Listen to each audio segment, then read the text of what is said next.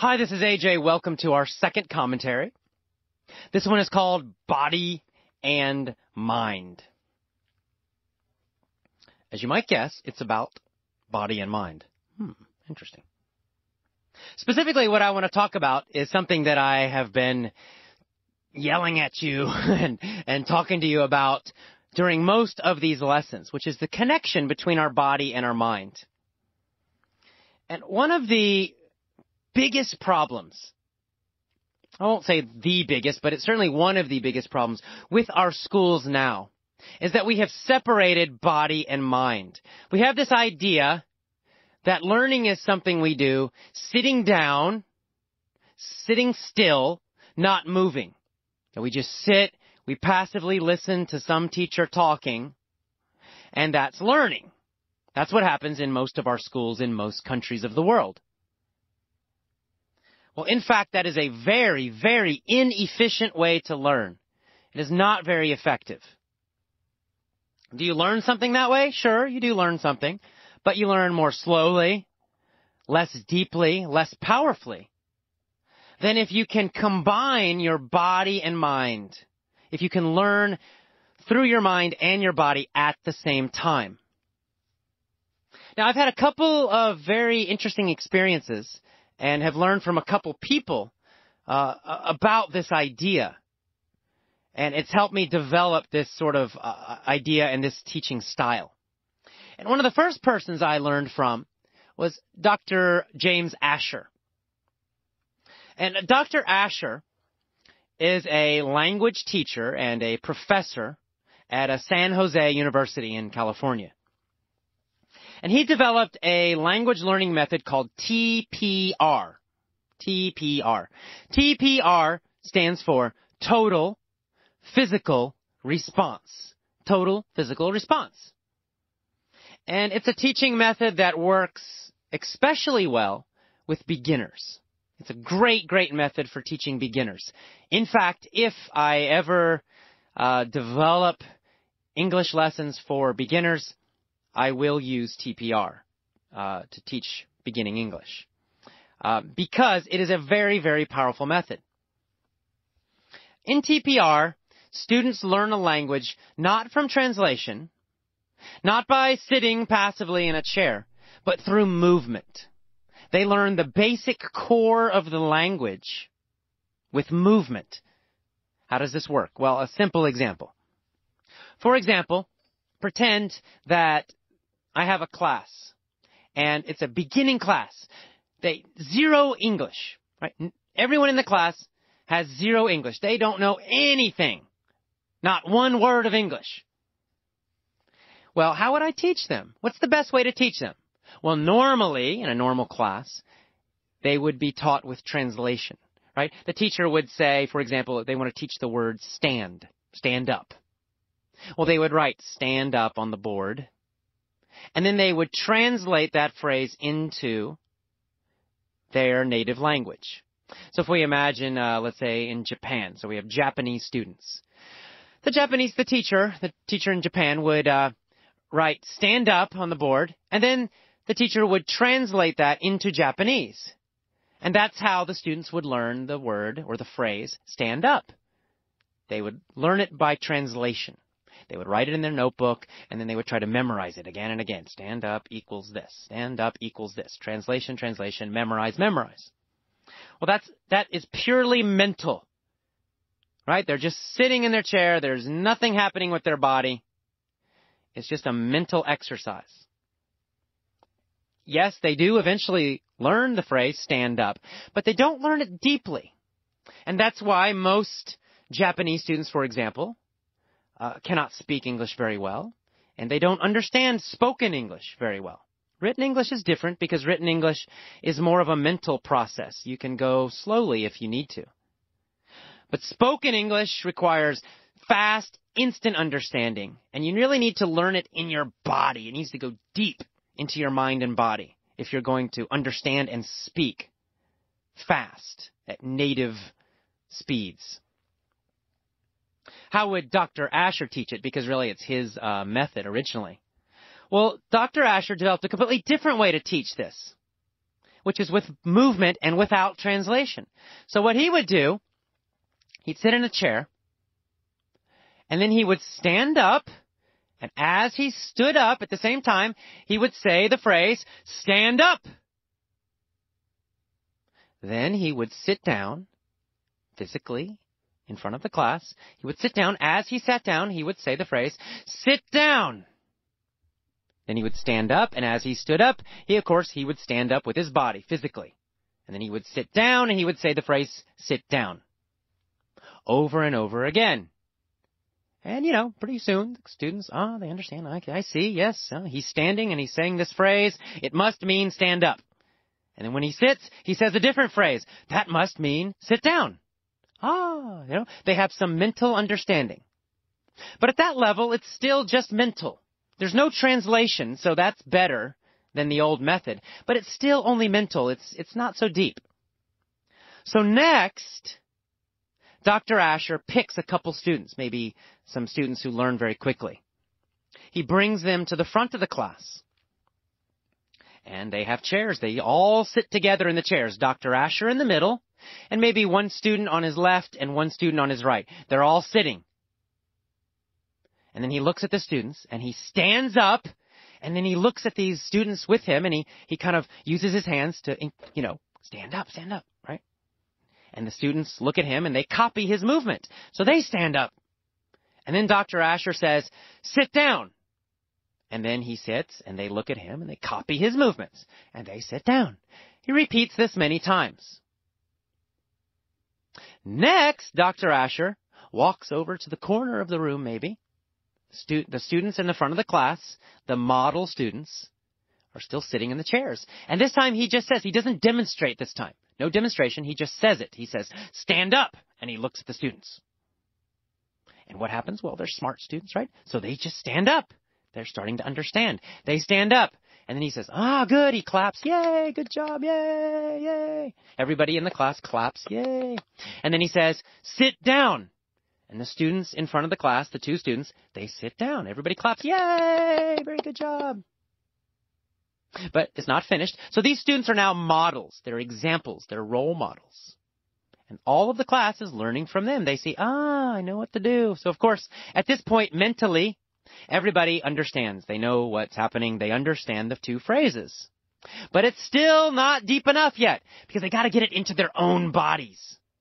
So next, Dr. Asher says, "Okay, thank you." The students go and they sit down. And now all of the class follows Dr. Asher. So he sits in his chair again.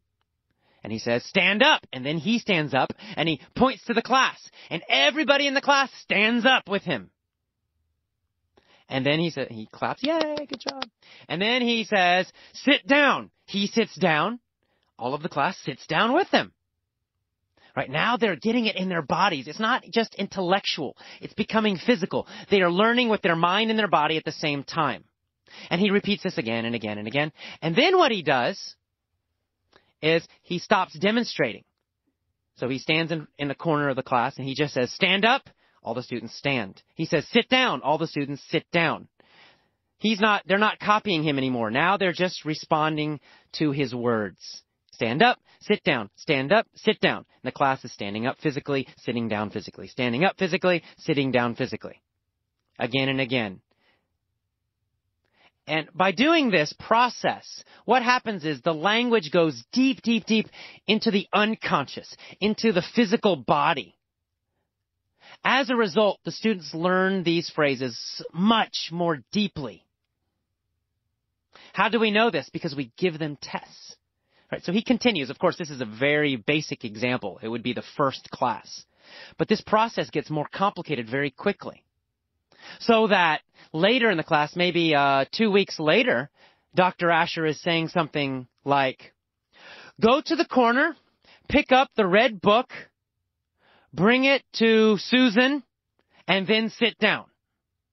Wow. Right? So now we have a very long, complicated command. What happens? Well, the students actually do it.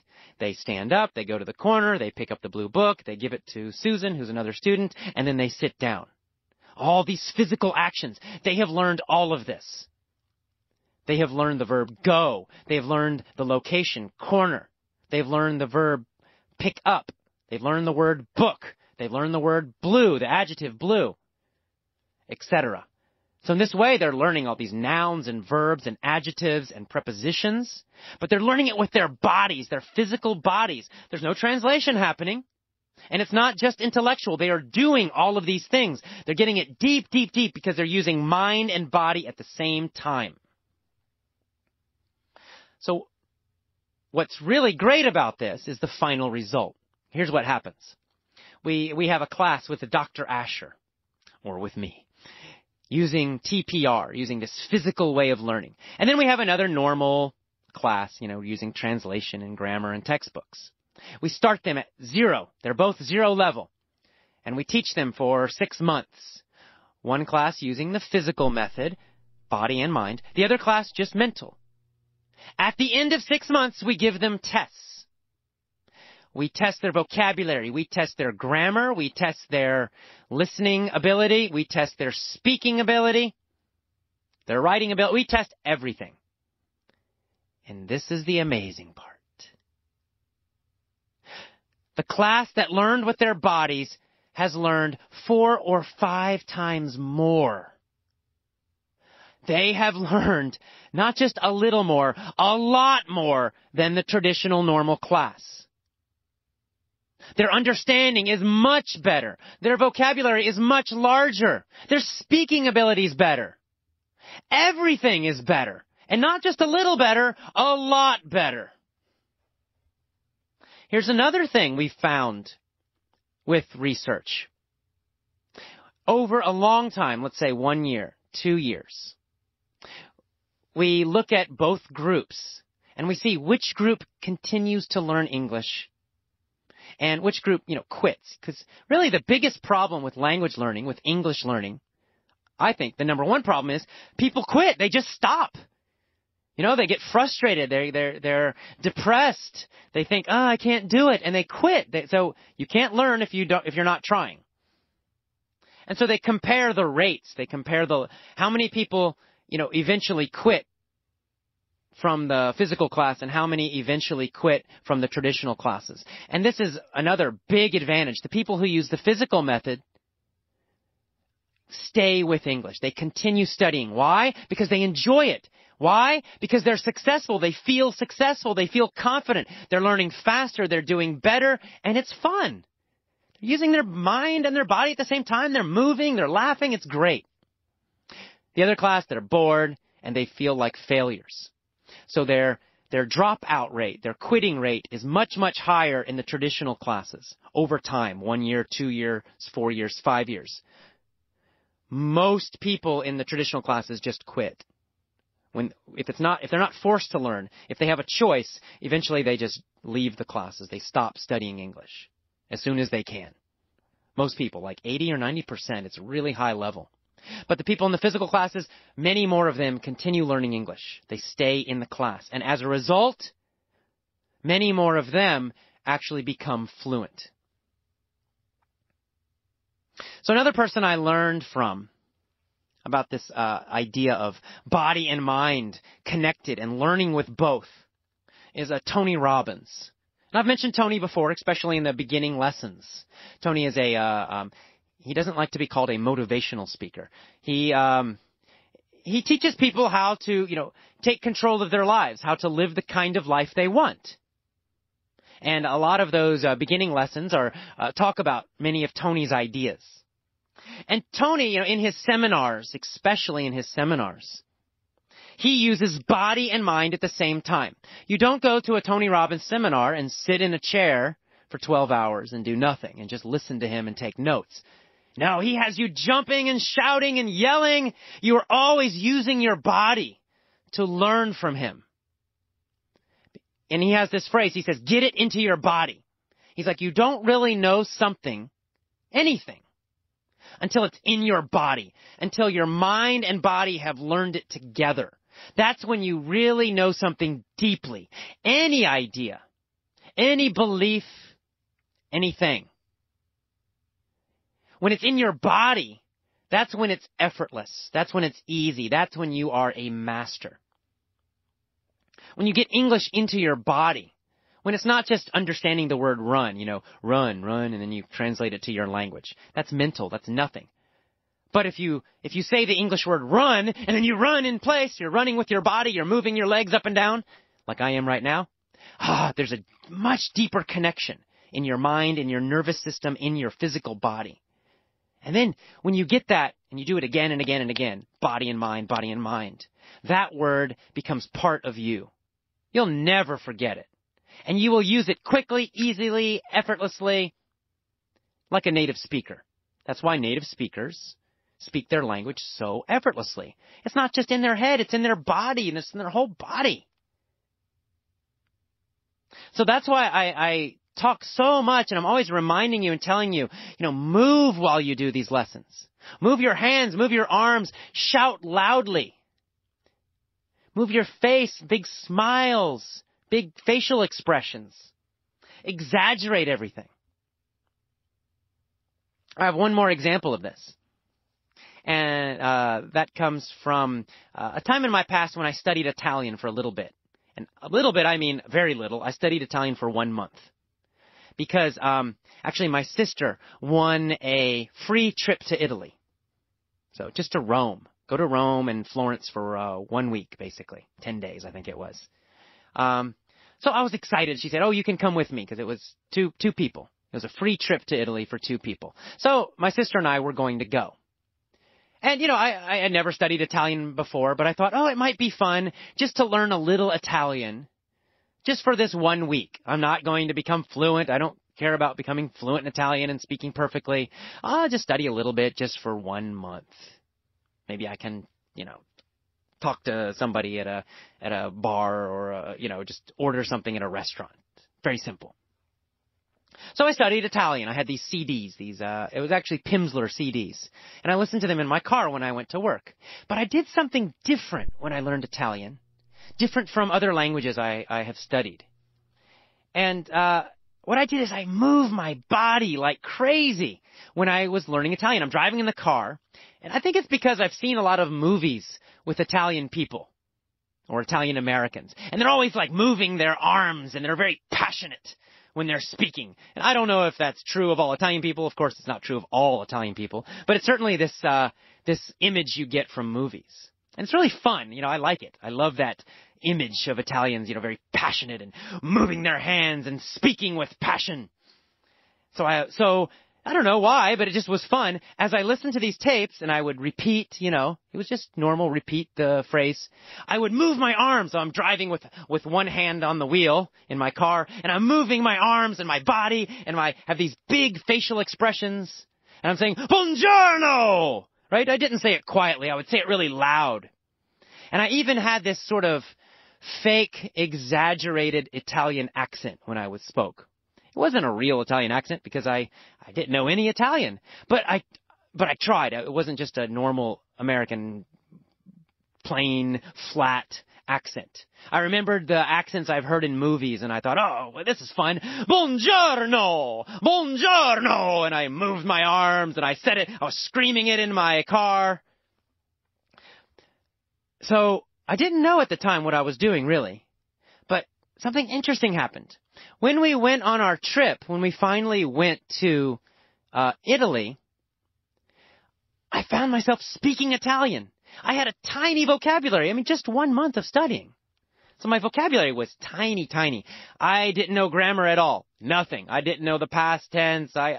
Present tense. That was it. And a tiny vocabulary. But because the little bit I learned, I had it in my body. It just came out. I don't know what happened. For example, I got on a bus with my sister and some other people. And we made a mistake. We did not pay for the bus. There was a machine in the back of the bus. You had to get a ticket and pay. I didn't know about this. And so we got in trouble. These little bus police pulled us off the bus, and they said, you didn't pay, you don't have a ticket, and they wanted us to, pay this big amount of money, like a big penalty, a big fee. And nobody in the little group I was with, they're all Americans, nobody spoke any Italian, zero. So I was the only one, I had a tiny bit of Italian. So the police were were telling me, oh, you guys didn't pay. I don't know how. I have no idea how. But I understood what they were saying. The basic idea, not every word, but I basically understood what they're saying. And I just started speaking Italian. I have no idea how I did it. And I'm using some English words too, because if I didn't know the Italian, I would just say it in English. So I'm mixing Italian and English, but I'm just speaking really fast. And my arms are moving and my hands are moving, just like in my car, as I was listening to those CDs before. It was amazing. It was the most fluent I have ever spoken another language. And yet, I was a total beginner. Maybe I knew 100 words in Italian, maybe less than that. But the words I learned were in my body. And it just came out because I learned physically. It wasn't just mental.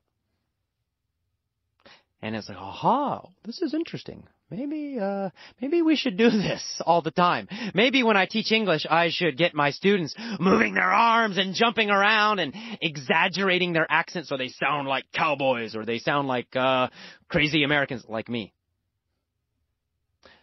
So this is something to think about. I promise you, this works. This works, and it works powerfully. So anytime you listen to English, whether it's my lessons or you're listening to something on the internet or you're watching an English movie, it doesn't matter. When you listen, move that body. And when you speak, when you're practicing speaking, come out of it with emotion. Exaggerate everything. Move your body like an American. Whatever that means to you. Just imagine like an exaggerated American, like Jim Carrey, the actor, the comedian Jim Carrey, or, John Wayne, the old cowboy, or Clint Eastwood. Somebody, your idea of an American, of a exaggerated, typical American, or British person if you're learning British English. Move like them. Speak like them. Exaggerate their accent. Exaggerate the facial expressions. And when you speak, do it really loudly.